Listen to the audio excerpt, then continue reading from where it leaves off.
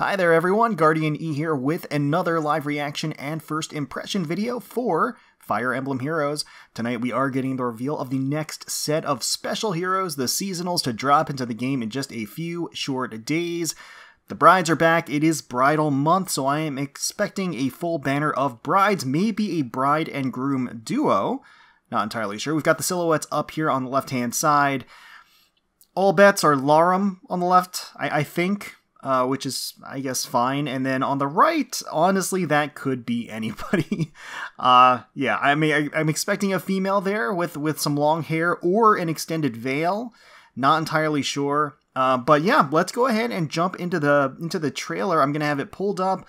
I'm gonna watch it blind, raw, for the first time as a reaction, and then we'll go ahead and take another look, just to take a closer look at the art and the skills to see if this is ultimately a banner that I think is worth pulling on. So let's go ahead and let's get cracking.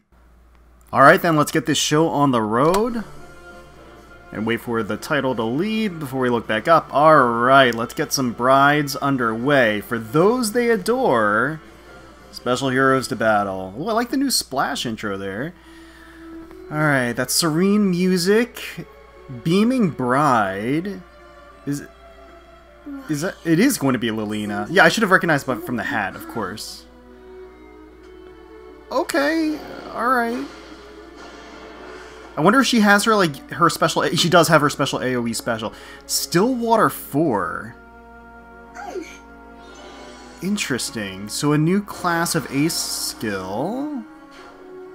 Okay, this is one of the silhouettes. Oh, it's Prescient bride. So that's going to be Sophia, right? It is. I never saw that I would be a bride.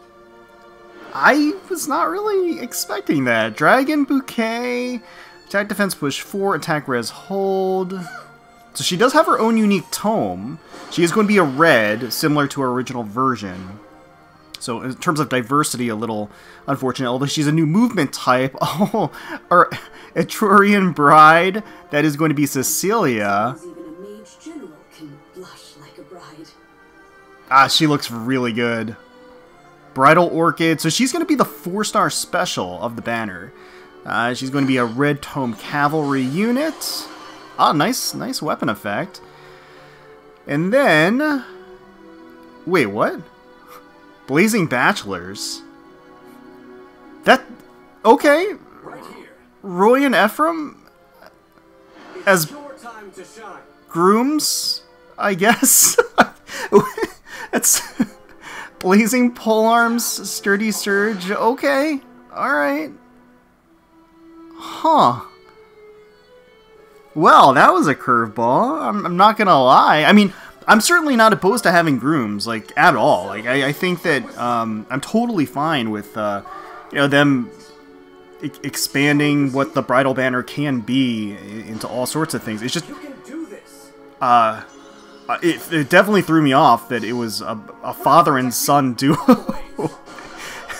Just seems like a weird. It seems like a weird. I guess, like, groomsmen pairing. I don't know. I wasn't expecting a father and son thing here, but that's okay. That's all right. And I guess yeah, Larum would be the. I think that was Larum. Let's go back and.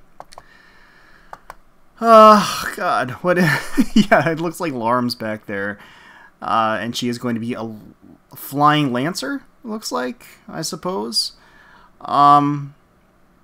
Well, okay, and then of course the rest of it is just sort of the fact that there is, of course, a spark system for those with a FEH pass. So this banner is going to start on the 20th of May and extend for an entire month, as we were able to ascertain from the order and the skills. Cecilia is going to be the 4-star focus of the banner, and that does mean that she is going to share a color with Sophia. So this is going to be the Bridal Blossoms banner. Okay, really not what I was expecting, I gotta say. And they could have gone in all kinds of directions here. But yeah, definitely some surprise picks, I think, overall. So let's rewind, take a closer look at their art, take a closer look at their skills, and see how this banner stacks up. So first up, we have Lilina, who is going to be a cavalry blue tome user. I almost didn't recognize her because she does look a little bit more mature here. It's probably the fact that she's in a wedding dress. I mean, I think that's probably why she looks a little bit more elegant or mature to me. But of course, the hat gives it away. And of course, the signature flash of red with that sash or the ribbon around her waist as well. Got the more traditional bridal class design with sort of the feathers on the gown on the sides of the skirt coming in, although the insignia on the front is relatively unique to her. And then she has that bouquet of blue and white flowers, which is really nice. I kind of feel like maybe they could have gone with red and blue, but maybe that would have clashed too much. Again, I'm just kind of thinking about incorporating more of kind of her signature flair and colors into things. She does have a little pretty, looks like a pink rose in her hair that complements things very well. Has the veil hanging off behind her. Pretty standard. It's some nice art. Now, interestingly enough, she is going to be a blue tome Lilina, which is nice for Lilina emblem because I think her other versions and variants thus far have been red. So that does create a little bit more color diversity to that team. So that is always appreciated. True Love Roses is going to be her own unique weapon, 14 might, has a killer slaying effect, and at start of turn 1, grants special cooldown count -1 to unit. If a unit initiates combat or is within 2 spaces of an ally, grants +6 to attack and res during combat and deals damage equal to 10% of unit's res. That's solid. That is very solid, and Gifted Magic, of course, synergizes very well with that with a 2-turn cooldown. Before combat, this unit initiates. Foes in an area near target take damage equal to 0.8 times unit's attack minus foe's defense or res. So that is going to be an AoE special on a 2-turn cooldown. With True Love Roses, it's actually going to have a 1-turn cooldown, and then at the start of turn 1, she'll have an insta-charge to Gifted Magic, so she will begin with it at a 0-turn cooldown. So she's rocked, ready to go on turn 1 to go ahead and proc Gifted Magic, which will do a lot of damage. That is reminiscent of her legendary version. And then in addition to that, of course, she does have a nice little within 2 allies, or if she initiates combat, she gets a little boost. So that's pretty generous as far as a condition is concerned. So as long as she's player phasing, doesn't even matter what her position is, she'll get a nice little attack boost, which she can appreciate, and then get some extra true damage built in as well. Very, very nice. So the unique, or not unique, but the new A slot is called Stillwater 4. Grants attack res +7, inflicts defense -5. I mean, I think it's decent. I think there's potential here with this A slot. There aren't a lot of frills associated with it. I think its simplicity is what its appeal is. It's the fact that it always has that stat boost. You don't have to worry about condition. You don't have to worry about player phasing. You don't have to worry about enemy phasing. You don't have to worry about an HP condition. It's just a straight up, if she's alive, she has it. And I think that in and of itself has some merit to it.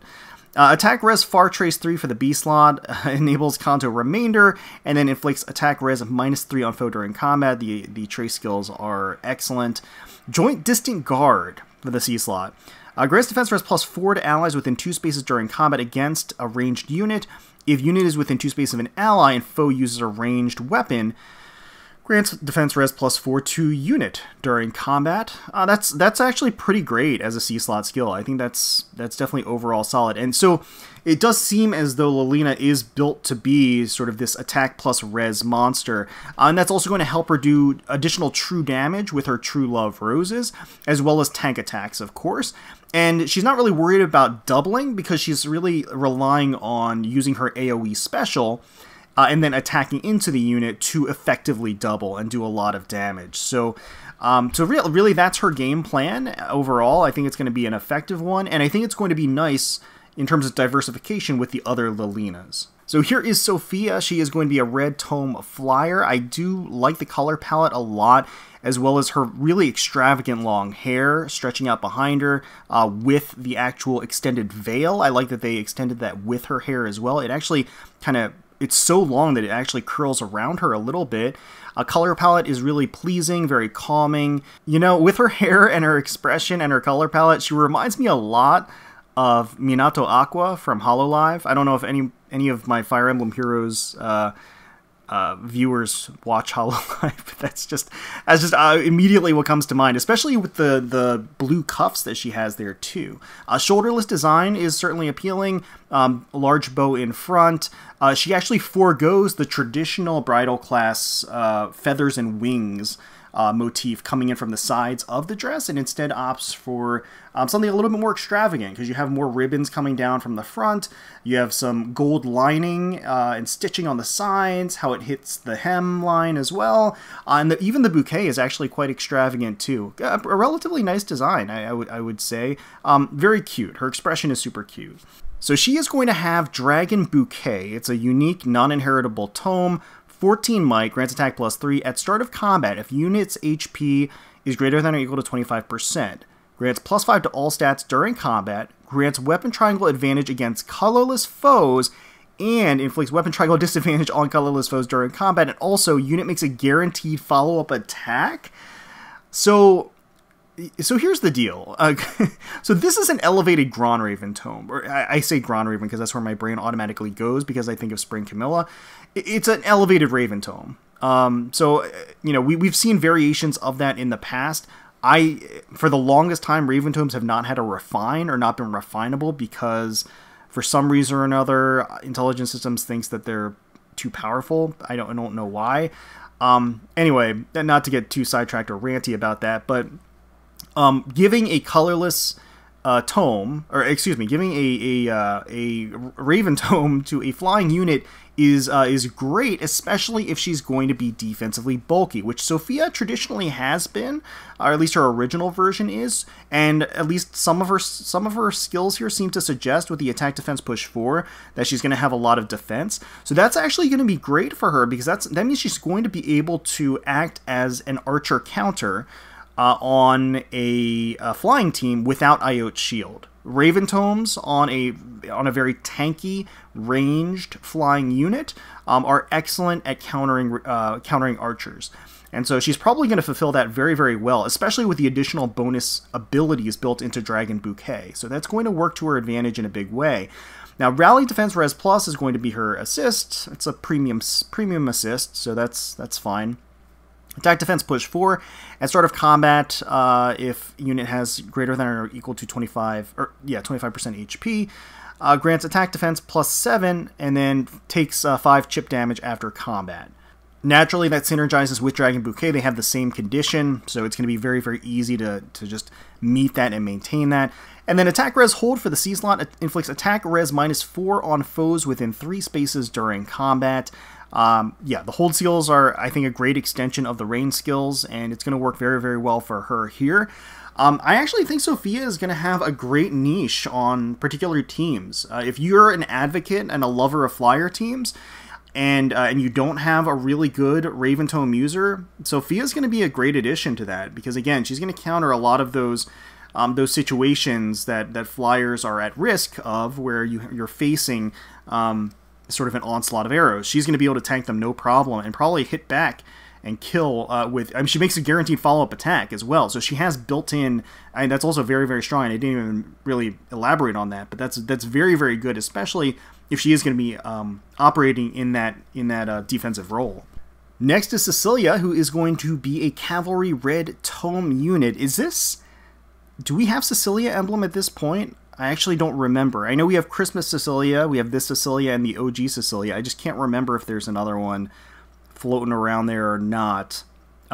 But she looks fantastic here. I think actually, despite being the 4-star focus unit of the banner, she might have my favorite art of the banner. She looks really, really great, very elegant and graceful in design. It nearly has an orchid motif with the layers and the petals, as well as sort of the fade into the purple down at the bottom, as well as the violet ribbons hanging off of her waist and off of her hips. The shoulderless design is traditional, attractive, and fetching. Love the shading and the glossiness of her hair, the vibrancy of the colors of the green that's there. She has a really beautiful, non-traditional bouquet with the pink. Really, really beautiful. I do like that they opted for a more slim fit design of the dress rather than the wide wide brim sort of hemline of with a trail and everything. Instead, they went for something a little bit slimmer to accentuate her femininity and her figure, which I think is very complimentary. So yeah, no, I think they really did a great job for Cecilia here. So as previously mentioned, Cecilia is going to be the 4-star focus unit of the banner. Bridal Orchid Plus is her inheritable tome for 12 might. At start of combat, as long as the unit's HP is greater than or equal to 25%, grants +5 to attack and res, and bonus to res and attack during combat equal to the current bonus on units attack and res. Calculates each stat bonus independently. Okay, that's all right. That's okay. It doesn't blow me away. It's not remarkable, I would say. It's kind of a halfway point to a blade tome, to the point where, you know, why wouldn't you just use a blade tome? And then it also suffers from the same weaknesses of a blade tome. Of course, you do get bonuses outside of just the bonus amplification aspect of it, but you just get a straight up +5 to attack and res. But I think that there are other more versatile options for a tome. Rally attack res plus, and then attack res ruse 3 for the B slot. If rally assist used by unit or target's unit inflicts attack res -5 and guard on foes in cardinal directions of unit and target through their next actions. I'm personally not the biggest fan of the ruse skills. I think they have their uses and you can strategically use them in fun ways, but overall I think they are a little bit too niche and limiting and specialized. Rouse attack res 3 for the C slot. At start of turn, if unit is not adjacent to an ally, grants attack res +6 to unit for 1 turn. Nice in that it's one of the rarer C slot skills that activates a buff, and of course that self-activation does synergize with Bridal Orchid Plus. That being said, not the most amazing, not the most exciting kit overall, not really coveted skills, except potentially Rouse, everything else, and maybe the Rally for scoring, I guess, but beyond that, I think the weapon is not terribly remarkable, like I mentioned, and the ruse skills are just they just fall flat in light of so many other B-slot options, so yeah, it's a 4-star special. And here we have the Blazing Bachelors, Roy and Eliwood. They are a cavalry axe unit. And I gotta say, they look very princely, very dapper, well put together, matching and coordinating. Roy, obviously, on the smaller side. Eliwood, a lot more broad-shouldered than his son, at least in this particular incarnation, and part of the timeline, I suppose. I do think that Wada Sachiko did a fantastic job on the detailing of the actual suits, the actual sort of ripples and creases in the fabric, the shading. You have the tassels coming off, the flowers that each one has. Eliwood has the purple and Roy has the orange there, and that's also reflected, I think, further in the cuff design as well, which is kind of nice. And also on their respective weapons. This unit does have an axe, which I think is also a pretty nice boon for Eliwood emblem, or Roy emblem for that matter. I don't think either of them really have that particular weapon represented as far as I can recall. So that's actually kind of nice for either of them if you wanted to pick up this unit to fulfill that role in either team. But yeah, no, the billowing capes, the princely attitudes, it's all coming through quite clear, and they are both certainly strapping and handsome. Again, I'm just a little bit more puzzled by the selection for a bridal banner. Like, I'm not opposed to having a same-sex pairing for the duo at all. It's just a little weird for me to see a father-son duo for a bridal banner. But so their unique axe is going to be called Blazing Polearms. It's 16 might, enables Kanto 2. Already it is very strong. It has Kanto 2 and is effective against beasts and dragons. That in and of itself are powerful inherent abilities to a weapon. Has a killer slaying effect that's always very good also. If unit initiates combat or is within 2 spaces of an ally, grants +5 to all stats to unit during combat and inflicts penalty on foes' stats, all of their stats, during combat equal to 50% of total bonuses on unit during combat, maximum of a -6. So an in-combat debuff, which is harder to shake than a traditional activated debuff, and it's actually going to work in tandem with whatever buff Roy has on any of his stats. So, and it's going to be 50% of that, right? Yeah, 50% of the total bonuses on unit during combat. So it doesn't even have to be specialized, or it's not broken up by individual stat. As long as he has 2 stats that are at +6, that means that it's going to inflict -6 to all of the enemy's stats. So that's decent. And then also, of course, getting the inherent in combat +5 to all stats. Condition, super easy to meet as long as he's player facing or within 2 spaces of an ally. Killer slaying effect is super solid.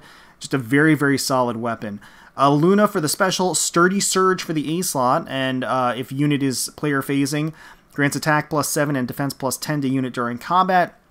And also, if unit deals damage to foe during using a special, restores HP equal to X% of unit's max HP. X equals unit's max special cooldown count value times 20 +10, max 100. I know a lot of people are hunting Sturdy Surge or Swift Surge or any of the sort of variations of the Surge skills.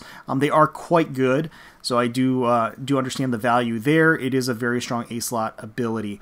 Flow Force 3 for the B slot. If unit initiates combat, neutralizes effects that prevent units' follow-up attacks and neutralizes units' penalties to attack and speed during combat. That's very simple and very effective. It just means that he's going to be able to double where he wants to naturally double, and he's also going to be able to go at it with all of his offensive abilities intact. You know, any stat differential or stat penalties be damned. So that's pretty good. I'm curious about what the limitations are once again on mobility or weapon type with Flow Force 3.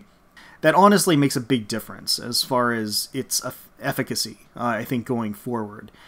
Faith in Humanity for the C slot. So this is going to be unique to Roy and Eliwood. At start of turn, if unit is within 3 spaces of allies other than Dragon or Beast allies, grants +6 to attack and speed to unit and those allies for 1 turn. If 2 or more allies on your current team other than Beast or Dragon allies have total bonuses greater than or equal to 10, excluding unit, neutralize effects that grant special cooldown charge +X to foe, and inflict special cooldown charge +X to unit, I think is what that says. And so despite that element of it being convoluted, it's also simplified by the fact that it kind of self-activates a little bit. So as long as they're within 3 spaces of allies, which is a very generous spacing condition, every human ally within there will get +6 to attack and speed. That automatically fulfills the next part of this, which is if 2 or more allies of your current team have total bonuses greater than or equal to 10. So obviously 6 + 6 is 12, so that's above 10. And so as long as he has 2 human allies, essentially, within 3 spaces of him at the start of a turn, he fulfills both elements of this weapon. So for him, the nice thing is that he's going to get +6 attack and speed to himself, which is also going to synergize with Blazing Polearms, because that's actually going to activate the 50% total bonuses on unit for combat. So that's going to be a -6 debuff automatically on the opponent, because he's going to have that activated stat boost on himself. And then the neutralize effects that grant special cooldown charge +X to foe or inflict special cooldown charge -X. So it's essentially going to allow Roy and Eliwood to gain special charge irrespective of what skills are on the opponent. And to the extent they have skills that amplify or speed up their cooldown charge, it's going to neutralize them as well. It's a very convoluted way of going around it. It's almost like this mousetrap of like domino effects of different abilities that kind of trigger the other abilities. But I get what they're going with this. Essentially, if you have 2 allies within 3 spaces of him that are humans, you reap all of these benefits and you maximize the potential of Blazing Polearms. That's really at the end of the day what it's all about. So overall, I think Roy and Eliwood's kit is quite potent. We haven't even seen the duo skill yet, but I think there's some cohesion here, and it fits together quite well. Taking a look at the weapon, Kanto plus the dual effectiveness alone is actually pretty darn good. It's not going to carry the weapon, but both of those things are very, very strong. And then in addition to that, Killer Slaying effect is very good.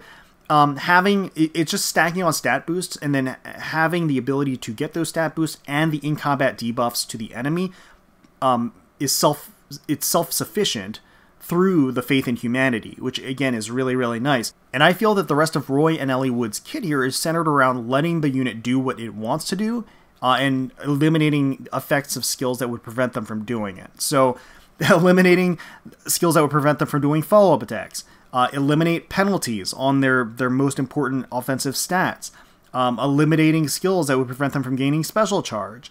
So those things are all going to be neutralized so that they can do what they do best. Okay, so their Harmonized skill grants defense res +6, resonance, shields, and treachery to unit and allies from the same title as unit for 1 turn. Treachery, unit deals additional damage equal to total bonuses on unit for 1 turn. So it's just a Blade Tome effect. Treachery is a Blade Tome effect. Yes. Okay. Wow, okay, they just get a Blade Tome effect that they can activate strategically whenever it feels appropriate.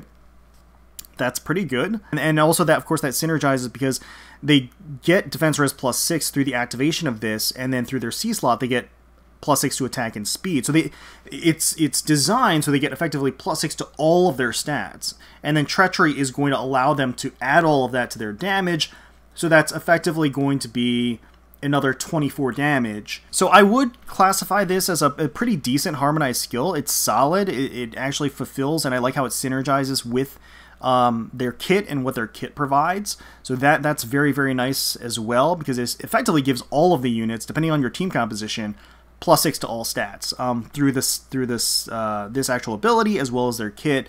And it works in tandem with each other. So I like that element of it. At the same time, it's not an absolutely mind-blowing duo skill. We've seen a lot more broken, for better or worse. So Bridal Blossoms, once again starting on the 20th of May and extending for an entire month.